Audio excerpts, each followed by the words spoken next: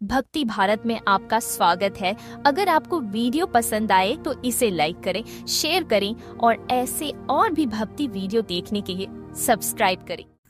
राजा के ऐसे वचन सुनकर तपस्वी कहने लगा कि राजन, भगवान सूर्य बहुत शीघ्र उदय होने वाले हैं, इसलिए यह समय हमारे लिए स्नान का है, कथा का नहीं।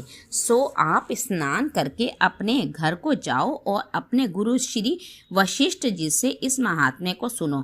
इतना कहकर तपस्वी सरोवर में स्नान के लिए चले गए और राजा भी विधि पूर्वक सरोवर में स्नान करके अपने राज्य को लौटा और रनिवास में जाकर तपस्वी की सब कथा रानी को सुनाई। तब सूत जी कहने लगे कि महाराज, राजा ने अपने गुरु वशिष्ठ से क्या प्रश्न किया और उन्होंने क्या उत्तर दिया, सो कहिए। व्यास जी कहने लगे, हे सूत जी, राजा दिलीप ने रात्रि को सुख से सोकर प्रातः समय ही अपने गुरु वशिष्ठ जी के पास जाकर उनके चरणों को छूकर प्रणाम करके तपस्वी के बताए हुए प्रश्नों को अति नम्रता से पूछा कि गुरुजी, आपने आचार, दंड नीति, राज्य, धर्म तथा चारों वर्णों के चारों आश्रमों की क्रियाओं, दान और उसके विधान, यज्ञ और उनकी विधियां, व्रत, उनकी प्रतिष्ठा तथा भगवान विष्णु की आराधना अनेक प्रकार से तथा विस्तार पूर्वक मुझको बतलाई है।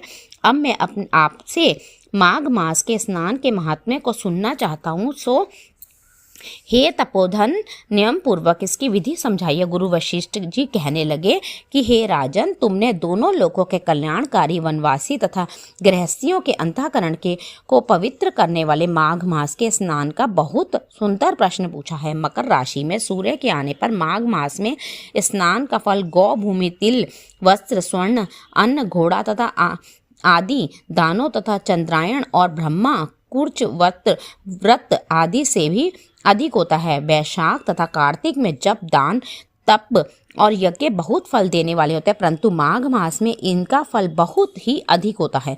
माघ में स्नान करने वाले पुरुष राजा मुक्ति के मार्ग को जानने वाला होता है। दिव्य दृष्टि वाले महात्माओं ने कहा है कि जो मनुष्य माघ मास में सकाम या भगवान के निर्मित नियम पूर्वक माघ मास में स्नान करता है वह अनंत फल वाला होता है। उसको शरीर की शुद्धि, प्रीति, ऐश्वर्य और चारों प्रकार के फलों की प्राप्ति होती है। अदिति ने 12 वर्ष तक मकर संक्रांति में अन्न त्याग कर स्नान किया।